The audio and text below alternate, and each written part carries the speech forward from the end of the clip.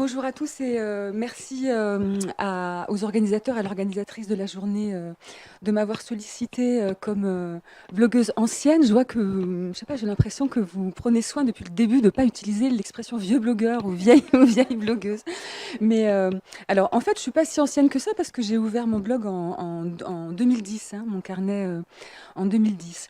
Alors, j'ai intitulé ma petite intervention «Je vais en parler sur mon carnet» et ça fait tout à fait écho à ce que Karim appelle la salle d'attente des envies.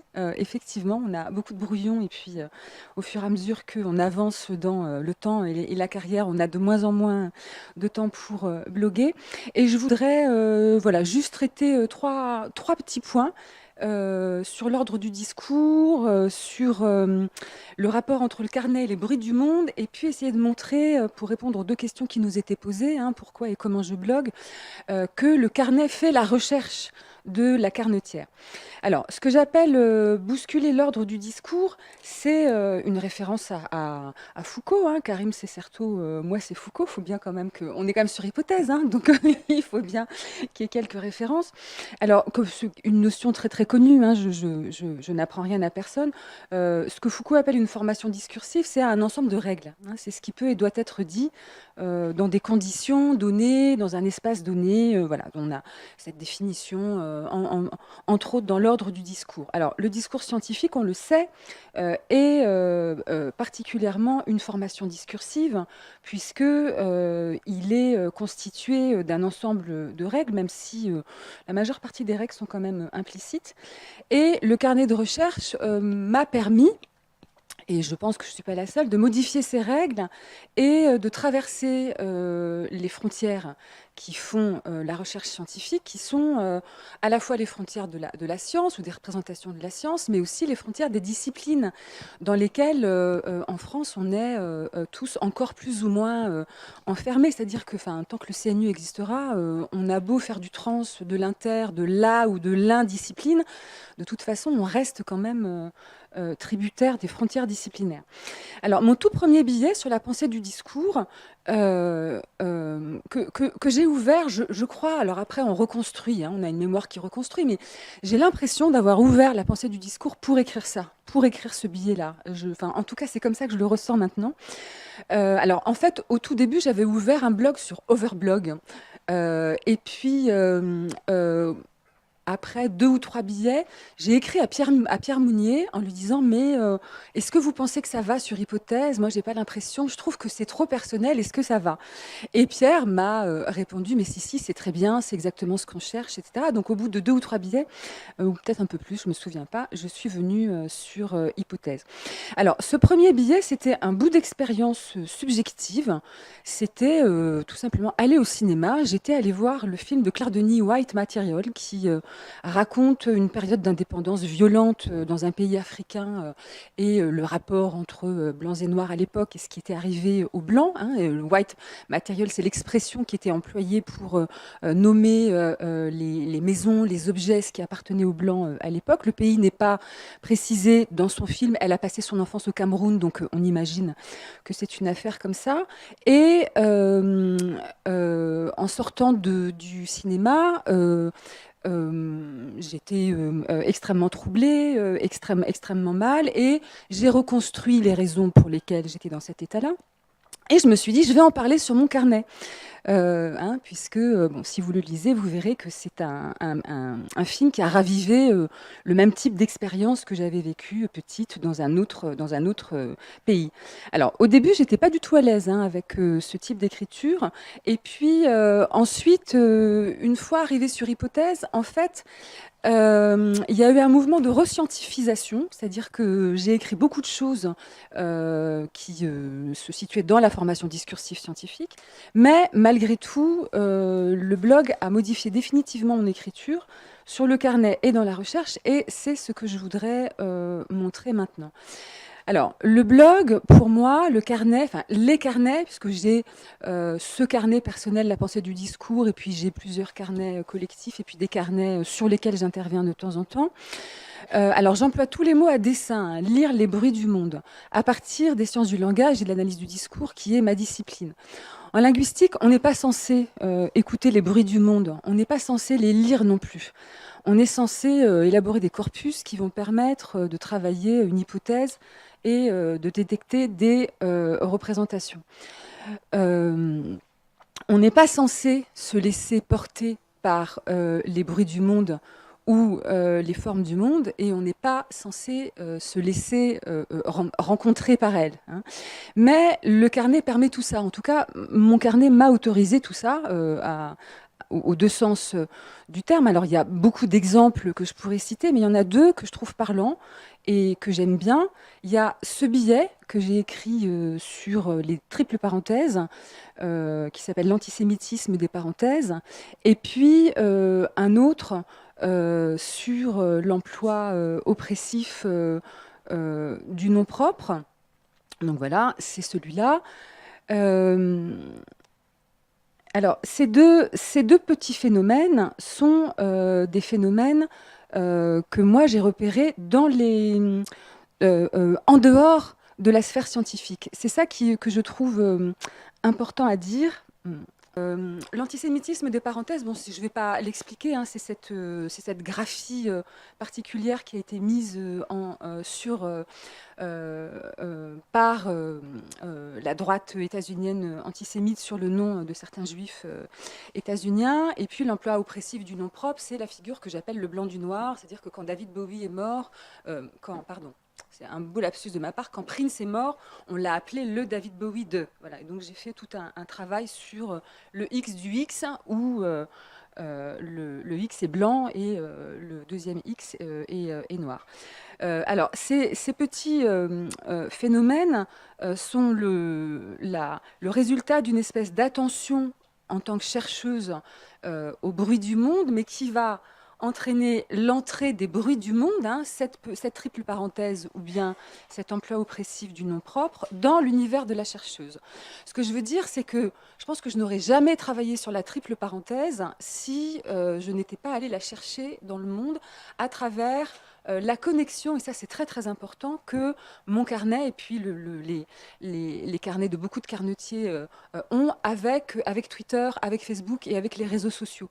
Ça c'est très important aussi que la physionomie des carnets, la configuration des carnets soit aussi dépendante de toute une circulation qui se passe sur l'ensemble des réseaux sociaux. Donc voilà, donc ces deux phénomènes-là, je me suis tout de suite dit, donc je vais en parler sur mon carnet, et j'en ai parlé sur mon carnet. Alors, qu'est-ce que ça, si on essaie de synthétiser ces phénomènes, il se trouve que pour moi, le carnet a fait ma recherche et continue à la faire. Alors quand je dis la faire, c'est la faire, la défaire, la transformer, l'ouvrir. Alors peut-être, hein, pour certains qui sont critiques, la fermer, j'en sais rien. Mais ça veut dire plusieurs choses.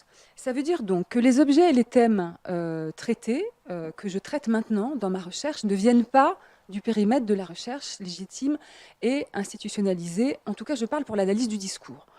Ce qui veut dire que je ne travaille quasiment plus sur les objets de mes collègues en analyse du discours. C'est-à-dire que je suis sortie de l'analyse du discours mainstream, grammaticalisé, et que je trouve, pour ma part, relativement inintéressante. Ce n'est pas dû à 100% au carnet, mais le carnet a été un levier absolument extraordinaire pour ça.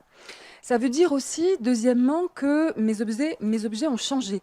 Et en particulier, ils sont devenus plurisémiotiques.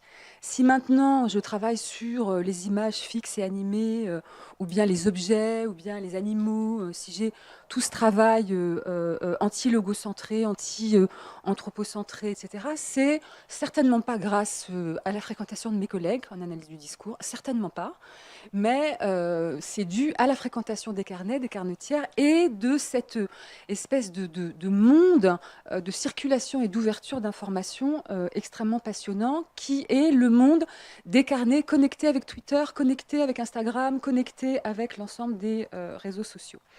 Donc, mes objets sont sortis de la sphère humaine. Hein, dans mes derniers billets, j'ai essayé de montrer comment on pouvait intégrer le langage des plantes à l'analyse du discours. Hein. Je pense qu'il y a une analyse du discours végétal que j'essaie de défendre actuellement. Il y a d'autres choses qui sont plus morphologiques. Mon écriture a changé. Ça veut dire qu'elle intègre mon écriture de recherche, hein, c'est-à-dire dans les articles, dans les livres ou dans les conférences, dans les colloques. Elle intègre du narratif, de l'anecdote, des images, des choses vues. Elle est devenue beaucoup plus empirique, elle est devenue plus ethnographique. Je me suis rendu compte aussi que les plans de mes articles ont changé grâce à ou à cause d'eux, diraient sans doute les conservateurs, à cause d'hypothèses. J'écris maintenant par points. Je ne fais plus de parties et de sous-parties, je fais des points. Hein, c'est-à-dire que je peux avoir un article en, je sais pas, 6 points, 7 points, des choses comme ça. Pas tous, mais voilà. Mes billets, alors ça, je pense que c'est important dans les allers-retours entre le blog et la recherche, parce que c'est un peu un angle mort. Je ne suis pas sûre qu'il y ait beaucoup de discours ou de travaux explicites là-dessus. Est-ce qu'il y a un lien entre ce que vous écrivez sur votre carnet et ce que vous écrivez en recherche? Alors, j'écarte la publication à l'identique, c'est-à-dire que j'écarte, par exemple, les carnetiers qui publient des articles académiques sur leur carnet. Je pense que l'inverse n'est pas vrai. Hein. J'ai jamais vu une seule revue où il y ait un billet de blog qui ait été publié en tant que tel. Mais il y a une alimentation. Alors, dans mon cas, mes billets alimentent parfois mes articles et mes cours. Pas tout le temps, mais parfois. En revanche, mes billets alimentent souvent et de plus en plus mes livres. Les 2 derniers livres que j'ai publiés, Le discours pornographique en 2014 et l'analyse du discours en 2017, sont directement sortis d'hypothèses. Hein, ce sont d'ailleurs, hypothèses devraient me demander, demander des droits aux éditeurs, parce que c'en est directement sorti. Alors, je vous explique pour le discours pornographique. En 2011, j'ai fait une série d'été que j'avais appelée Sin, Sex and Linguistique. Et puis, il y avait 7 ou 8 billets. Et puis, j'ai eu envie d'en faire un livre. Et donc, j'en ai fait une espèce de synopsis que j'ai envoyé aux éditions de la Musardine, qui a non seulement accepté le livre, qu'il a publié, mais qui en plus m'a proposé de diriger la collection L'Attrape-Corps, à l'époque, qui était un petit peu en vacances de directrice de collection. Et donc, du coup, j'ai fait un billet, après, qui s'appelle De la pensée du discours à la Musardine, quand les billets font des livres. Donc ça, c'est un premier exemple. Et le deuxième exemple, donc ça, c'est l'ouvrage qui est sorti en 2014. Et le deuxième exemple, c'est le dictionnaire d'analyse du discours numérique, que j'ai là directement commencé en ligne. C'est-à-dire que j'ai ouvert un carnet spécifique qui s'appelait Technologie discursive, et c'était un carnet de livres. Je m'étais inspirée du carnet qu'avait ouvert Anne Verjus il y a très très longtemps pour faire son livre, et qu'elle a d'ailleurs arrêté quand son livre est sorti. Et donc dans ce livre, dans ce carnet, je faisais des articles de dictionnaire, et je me disais j'en ferai un livre, et finalement j'ai gardé la forme dictionnaire dans l'ouvrage. Alors, il y a tous les articles de l'ouvrage ne sont pas sur technologie discursive, puisque quand je me suis mise à l'écriture du livre, j'ai continué à travailler sur des articles de dictionnaire, mais je ne les ai pas publiés sur le carnet. Donc voilà ce que je voulais dire en ce qui me concerne. Je termine, il me reste encore deux. Alors, je termine en conclusion pour raconter moi aussi une jolie histoire de blogging.